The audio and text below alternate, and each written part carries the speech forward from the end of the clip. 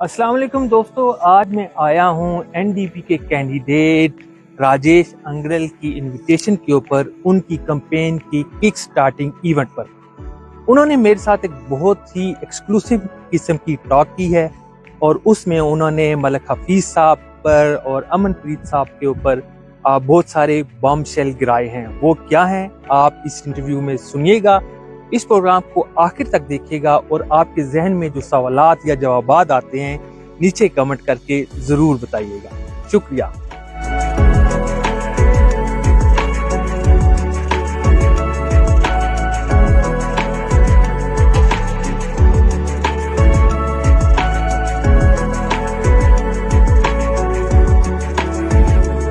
हम पाकिस्तान से मूव किए हैं तो उन्होंने कहा था भी एक तो मुस्लिम जो दोस्त है ना, वो अपने दोस्तों को हमेशा याद करते थे और कहते थे मुस्लिम बड़े अच्छे दोस्त होते हैं। और शायद वो बात मेरे दिल में कभी रही होगी। और जब मैं कनाडा में आया तो पाशा भाई जो है, मोहम्मद पाशा, जो मेरे पहले कैप्टन बने क्रिकेट टीम के, उसके अलावा फिर मेरे जितने भी दोस्त बने, हमजा तारिक हैं क्रिकेट के लिए। जब मुझे इंडोर क्रिकेट टूर्नामेंट ऑर्गेनाइज करने थे तो मैंने हमजा तारिक को, मंजूर चौधरी को, इन सबको बुलाया कि मेरी हेल्प करो ताकि मैं क्रिकेट में अपने यूथ को एंगेज कर पाऊँ। तो अभी रिसेंटली क्योंकि हमजा तारिक जो है वो मेरे साथ रेडियो पे आते रहते हैं, तो उन्होंने बताया जेश भाई आपने जो टाइम लगाया था, पैसे लगाए थे इंडोर लोगों को चीज़ें दिखाने के लिए, आज उसी की वजह से उनके अंदर भी एक जज्बा जागा और उन्होंने इतना बड़ा काम शुरू किया हुआ। तो मुझे लगता भी मैं अगर हिंदू मुस्लिम सिख ईसाई के चक्कर में पड़ता या सोचूं तो वो मुझे मेरी इनर कॉन्शियस मुझे अलाउ नहीं करती मैं ऐसा सोचूं। बट उसके अलावा मेरे लिए मैं सबको इतना प्यार करता हूं और फॉर्चुनेटली हुआ क्या अभी मेरे जो मुस्लिम दोस्त है वो ज़्यादा हैं as compare to rest of the लोग। और उनके साथ मेरी अगर मुझे मेरा बेस्ट एडवाइज़र चाहिए जिनसे मैं सलाह लेता हूं तो वो भी खालिद साहब हैं, चौधरी साहब, खालिद चौधरी कहते हैं उनको। और ऐसे ही पाशा भाई के साथ मुझे पता भी किसको कभी बुलाना है तो कौन आ सकता है, तो पाशा भाई मेरे साथ खड़े हैं। आजकल आसिम देखा है आपने भी, वो कुछ तो बात होगी भी वो मेरे साथ ऐसे खड़े होते हैं। इसी तरीके से हमारे जो दूसरे दोस्त हैं वो अलग अलग तरीके से जो है वो आते रहते हैं और हमारे साथ मिलते हैं। और सोहेल राजा मेरे दोस्त हैं जी, बड़े अच्छे मिर्ची रेस्टोरेंट चलाते हैं। उनको जब वो नए नए थे तो मैंने देखा भी उस टाइम से वो मेरे साथ हम दोनों नए थे, तो जब भी मुझे अपने इवेंट्स के लिए ज़रूरत पड़ती थी तो मैं उन्हीं को आवाज़ देता था भी आओ। तो आई थिंक भी ये जो हिंदू मुस्लिम वाला जो चक्कर है थोड़ा डिफरेंट है, बट मुस्लिम कम्युनिटी हो और जो मुस्लिम, फॉर्चुनेटली वो दोस्त मेरे जो मुस्लिम हैं बट वो मेरे दिल के बड़े करीब। स्ट्रेंथ मेरे जो दोनों ओपोनेंट हैं दोस्त, वो उनकी ये है कि अगर मैं मलिक हफीज साहब की बात करूं तो बड़े अच्छे वॉलंटियर रहे हैं अपनी कम्युनिटी के लिए और हमेशा सपोर्ट करते हैं लोगों की। बट अगर मैं उनके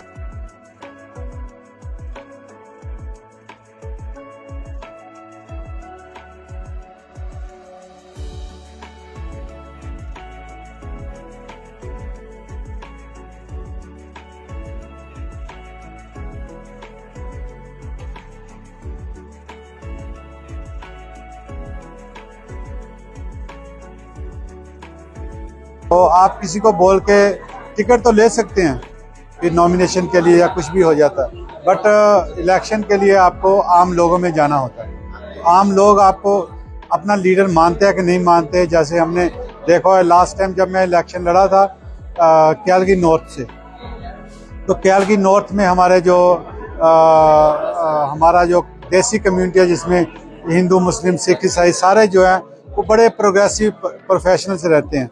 तो जब मैं उनके साथ मिलता था तो उन्होंने PhDs की हुई हैं अपने प्रोफेशन में, वो सबसे ऊपर बैठे हुए हैं जिसको कहते हैं।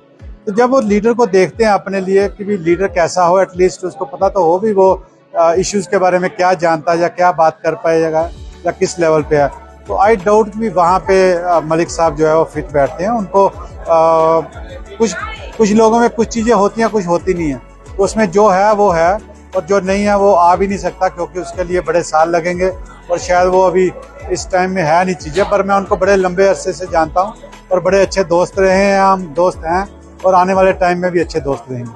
अमनप्रीत साहब की क्या कहेंगे, आपका उनके साथ कोई कॉम्बिनेशन है?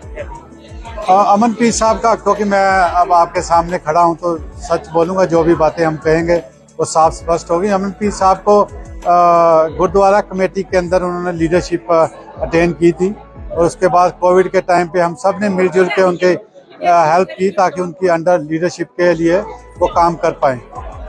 तो अल्टीमेटली वो टाइम जो था ना, वो आप एक कम्युनिटी के लिए रिप्रेजेंट करते हो तो वो ठीक है, और उसके अंदर भी इतने इश्यूज हैं। आज जगह जगह पे सोशल मीडिया पे उनके बारे में इतनी मैसेज आते हैं, तो मैं हालांकि उन सब चीज़ों का हिस्सा नहीं बनता, ना ही मैं बनना चाहता हूँ, बट जब लोग भेजते हैं आपको तो आप क्या बोलोगे भी, आप कैंडिडेट के ओपोनेंट हो, तो मैं उसको हर चीज़ को सोशल मीडिया पे या इधर उधर तो नहीं बताऊंगा मैं, क्योंकि ये मेरी वैल्यूज़ नहीं है अभी मैं ऐसा काम करूं। तो उन्होंने कुछ हद तक वो अपनी गुरुद्वारा पॉलिटिक्स की बागडोर अपने हाथ में रखी, और जिसका लोगों ने उनको सिला भी दिया, लास्ट टाइम इलेक्शन दिया था, बट उन्होंने हर तरीके का उसके अंदर जोर लगाया।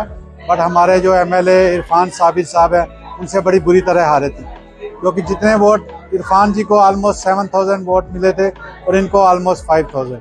तो इसका मतलब है भी जो 2000 का गैप था वो ऑलमोस्ट 40% होता है 5000 का, तो इतने नीचे थे इनका नंबर। तो अभी आई डोंट नो इन्होंने कैसे प्लानिंग की जाए, इनकी पार्टी ने प्लानिंग की कि इनको आगे लेके जाया जाए, और उन्होंने अपनी प्लानिंग में इस तरीके की कामयाब रहे, बट वो कामयाबी जो है ना वो मुझे लगता है 8-9 और ऐसे कैंडिडेट थे जिन्होंने बेचारों ने बड़े लंबा संघर्ष किया था, पिछले 1.5-2 साल से मेंबरशिप बनाई पार्टी के लिए, और वो सारे के सारे इस बात को लेकर परेशान हैं कि कंजर्वेटिव पार्टी जो है वो आज हमारे लोगों के लिए नहीं बनी, क्योंकि जिस तरीके से, तो मैं उनसे कंपटीशन तब सोचता हूं जब मुझे ये लगे भी वो स्ट्रॉन्ग कैंडिडेट हैं।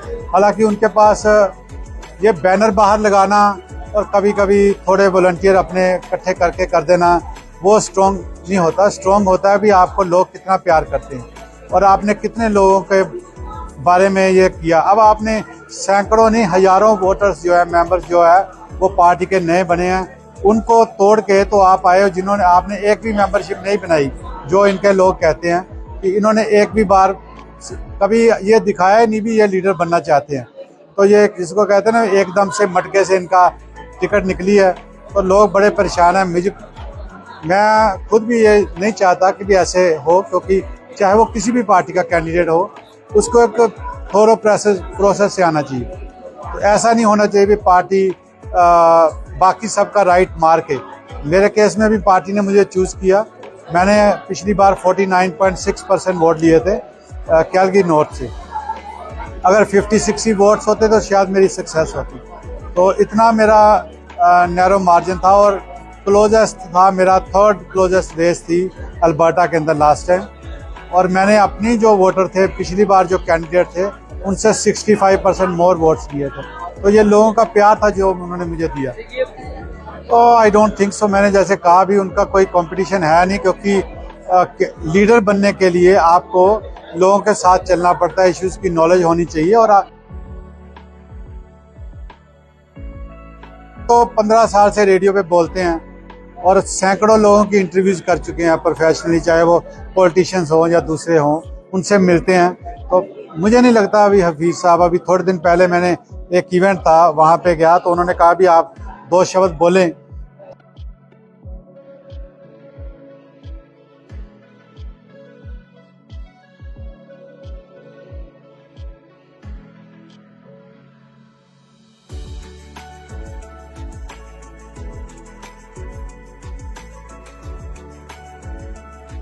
नॉलेज गेन करूँ, उनके इश्यूज पे काम करूँ। तो आई थिंक अगेन, क्योंकि वो कुछ लोग मानते होंगे भी वो उनको लीडरशिप के लिए जाना, बट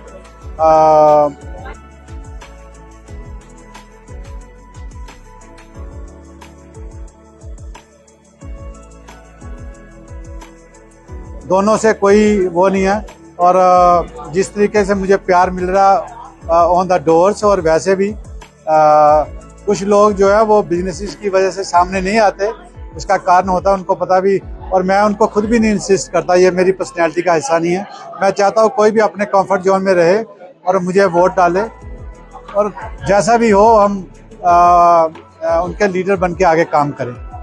बिल्कुल जी, मैंने पहले जैसे बोल रहा था तो मैं आपने मुस्लिम की बात की, तो जो मेरे दोस्त थे, मैं दोस्तों की बात कर रहा था। एक्चुअली मुस्लिम कम्युनिटी की आज अगर हम बात करें तो मेरे जो हमारी एनडीपी पार्टी है, इनके पास 25 एमपी हैं, ठीक है, अभी तक। और 25 एमपीज़ के साथ हमने पार्लियामेंट के अंदर जो है वो बिल पेश किया था, और उस बिल में हमने ये प्रूव किया और यो कि इसराइल को सीज़ फायर रोकनी चाहिए।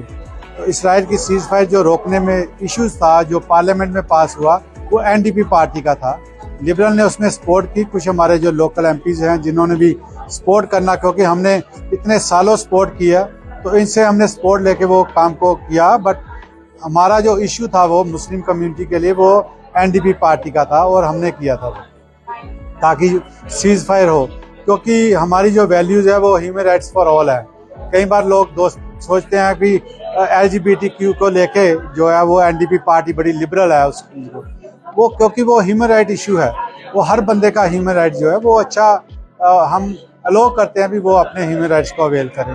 बट एक लिमिट तक होता है, उसको ये नहीं होता भी कोई भी बंदा, जब आपके राइट्स हैं वो वहाँ तक हैं जहाँ तक आपका, जिसको कहते हैं ना, नाक जाता है। जब आप किसी और के इश्यूज में वो करते हैं तो वो उसके वायलेशन हो जाती है।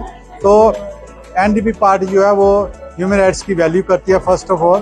तो इसराइल के ऊपर हो या लोकल हो, कहीं पर भी मुस्लिम कम्युनिटी को जिस तरीके से इस्लामोफोबिया या ये जो चीज़ें आती हैं, वो सारी को कंट्रोल करने के लिए, उसको रोकने के लिए एनडीपी पार्टी हमेशा खड़ी रही है। और आने वाले टाइम में भी जब मैं यहाँ से लीडर बन के जाऊँगा आपका, तो मैं और कोशिश करूँगा भी, क्योंकि जो मेरे दोस्त हैं जिनके साथ मैं रूटीन में बात करता हूँ, तो ये सारे इश्यूज मुझे पता है अच्छी तरह से कैसे होते हैं। इट्स नॉट कि कोई बाहर से आ रहे हैं। और यही इश्यूज जो है मैंने रेडियो पे भी डिस्कस किए हैं, चाहे वो लोकल हो, चाहे वो इंडिया के साथ जो मुस्लिम्स के साथ होता है, चाहे दुनिया में कहीं भी हो। तो वो मुझे ऊपर वाले ने इतनी समझ बूझ दी हुई एज ए मीडिया पर्सन। जैसे वैसे तो मैं इंडस्ट्रियल इंजीनियर हूँ, but as a media person मैंने ये सारे इश्यूज़ के ऊपर काफ़ी काम किया हुआ है। और आने वाले टाइम में मैं कोशिश करूंगा इसको और अच्छे से किया जाए, ताकि जो मेरे दोस्त उनको किसी भी चीज़ के ऊपर कोई गिला रह गया वो पूरा करें।